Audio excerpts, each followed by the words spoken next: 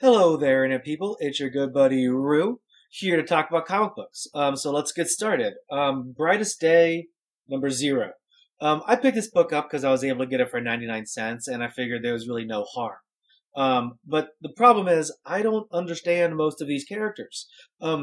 If I get this book and other things I've read on the internet correctly, the two Hawk people are reincarnated Egyptian alien cops. If that makes sense to you, then maybe this issue made perfect sense. Well, I think we basically know that I'm not really that big into DC. Flash, Batman, Green Lantern, and I dabbled a bit with Green Arrow. But most of these characters, I just don't care about them. Outside of Captain Boomerang, a little bit of Deadman, Osiris, because 52 ruled. Whatever. This doesn't help with the theory that all DC is doing is DC, Dido, and Jeff Jones just basically jacking everybody off with Silver Age comic books. This is 20 years worth of stuff that, I don't know, maybe I'm obviously not the target audience. Of course, I've already pre-ordered 1 and 2, so I'll probably give this just a little bit more of a shot. Moving on to another book that pissed me off, but for a completely different reason. Flash number 1. I'm upset that this book was good. I don't know what that says about me. I'm fully willing to take that onto myself, that personality fault, that I'm mad at a good book.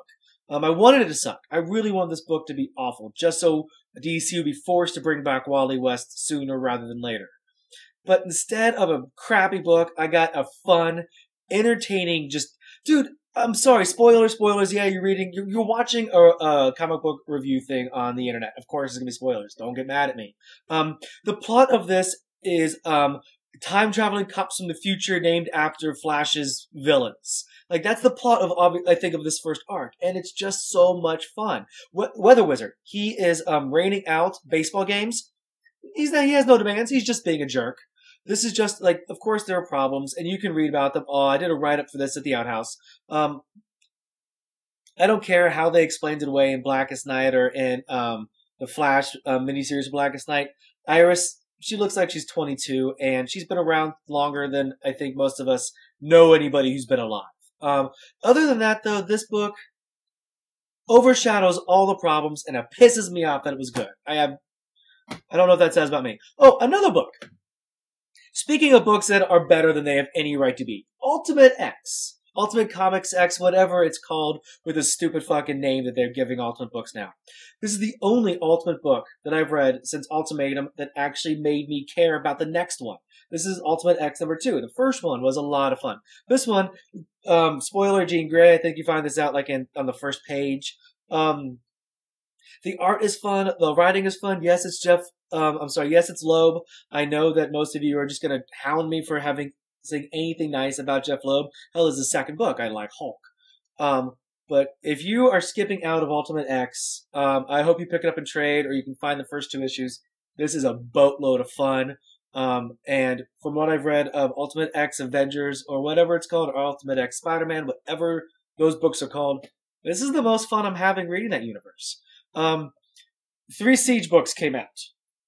Young Avengers, Loki, and Captain America. The Young Avengers one, I love this issue. I love Young Avengers. I'm sorry.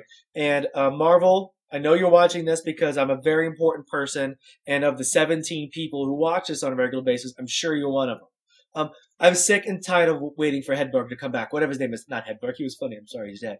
Alan Heidenberg, however you say his name, to come back. 3 different writers, 3 different artists, in 3 different miniseries, and Fallen Sun have showed us they can the Young Avengers can make good comic books. Bring them back. I'm glad that some of them grew up and joined the Mighty Avengers, but we still have Hulkling, we still have all these other Young Avengers that need to be in a book somewhere. They're great characters, and I'm sorry, like, it's some of the most fun I've had reading teenage superheroes outside of that Avengers book initiative since New Warriors and X-Force started in the 90s. Bring them back. Then we have Siege Loki. which of the three is the best. I highly recommend this book. This guy, Gillen, how do you say his name? Carrie? I don't know how to pronounce this guy. Whoever wrote this book. If you're watching, I'm sorry. I'm just going to butcher your name. Honestly, he did a great job of writing Loki to the point that I understood Loki's motivation.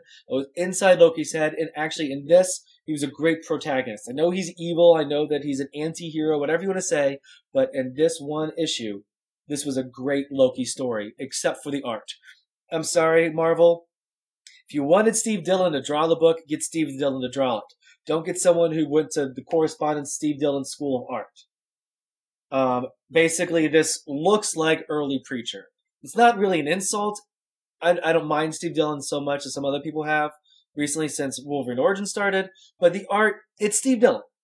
But the story is Loki, and it's awesome. Highly recommend it. If you haven't bought Siege Captain America yet, don't. This is one of the most boring, poorly drawn books I've read in forever. The other two Siege books, either they're preludes or they're interludes, but they capture the feel, they capture the stress and everything of the event itself. This book felt like a middle schooler trying to write deep poetry, and the art, honestly, Rob Liefeld could give this person anatomy lessons. That's how bad the art was. Hold on. Right here. Right here. Can anybody tell me what's going on with this? Like, how is his arm bending so that the knives that are attached to his arm, seriously, and then look at the lines. I'm sorry, this is Microsoft Paint at its worst or whatever. If you haven't bought it yet, don't. Basically, Captain America's, yay! There, the entire story of this issue. New Mutants number 12. I might be one of the few people who actually thought that the first 6 issues were pretty good. I don't mind Legion stories. Maybe it's because I really liked Legion Quest, if only because it led into Age of Apocalypse. But even discounting that first storyline, New Mutants has been on a roll. Second Coming, the previous X event whose name I don't remember, the Crusher, where Douglock came back. Both of them come Doug and Rock, whatever. And this is no exception. This event is fun. I cannot wait until Nightcrawler beats the crap out of Cyclops for everything that's going on. Archangel is Archangel, and it's beautiful. And maybe just because I just reread, spoilers again, I reread Extinction Agenda. When I saw Cameron Hodge get back into his cyborg spider outfit, I totally geeked out. I was like, I was so happy. This book is for people who came into the X universe in the 1990s. But I have not read a New Mutants of this since this started that I truly detested, and this might be one of my favorite issues. And Second Coming is going along great. And this is just a reminder that I'm right and Star-Lord is wrong, that Star-Lord's a poster over at the outhouse if you've never watched this. And we have a bet going on about the identity of Hope. I'm right, he's wrong, but there is a bet going on. And if you can find the thread over at the Outhousers, YouTube for some reason won't let me post a link, so I can't link you there. Somebody needs to tell Star-Lord what he's losing when he's wrong. And the final book this week, Fables 94. It's been a while since I talked about Fables. This is the first time, in my opinion, since the Great Fables crossover, that this book feels like it's back on track. The Great Fables crossover was very below average, and I think that it hurt not only that that crossover, Jack of Fables. I dropped it soon after that, and Fables itself hasn't been very good since then either. But number 94, it's part 1 of a Rose Red storyline. This felt like it's almost back to where it was. The Rose Red scenes, they're heartbreaking, they're heart-wrenching. You kind of want to make fun of her for being so lame, but at the same time, it's like, oh my god, this girl's gone through so much. And then all the other residents of the farm, everybody else in Fabletown, with the stress over, the anxiety over the Darkman, Geppetto, Rose Red, is so evident throughout this issue that there's 6 issues until issue 100, and I have faith that Fables will soon be back to its former glory. That's all I got this week. Hulked Out Heroes was fun. I'll talk about it when issue 2 comes out in 2 weeks. So that's it. Later, peeps.